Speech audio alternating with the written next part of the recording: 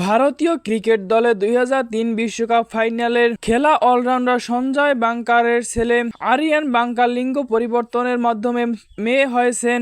এরপর নিজেই নিজের নাম রেখেছেন আনায়া বাঙ্কার।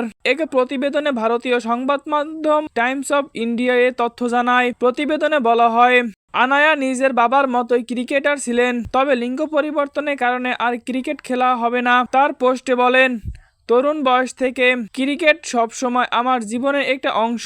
বড় হওয়ার আগে আমি আমার বাবাকে দেখেছি কিভাবে দেশের হয়ে খেলেছেন ও কোচিং করিয়েছেন। আমিও তার রাস্তা অনুসরণ করার স্বপ্ন দেখতাম। লিঙ্গ পরিবর্তনের কারণে শরীরেও অনেক পরিবর্তন এসেছে তার, যার ফলে এখন আর খেলতে নামতে পারবেন না তিনি লেখেন, আমি কোনোদিন ভাবিনি আমি ক্রিকেটের স্বপ্ন ছেড়ে দেব, কিন্তু আমার সেটা করতে হয়েছে বাস্তবতার জন্য। একজন ট্রান্স নারী হিসাবে যিনি হরমোন চিকিৎসা করিয়েছেন, তাতে আমার শরীরে অনেক পরিবর্তন এসেছে। আমি পেশি হারাতে থাকি এবং অ্যাথলেটিক ক্ষমতাগুলো যেতে থাকে।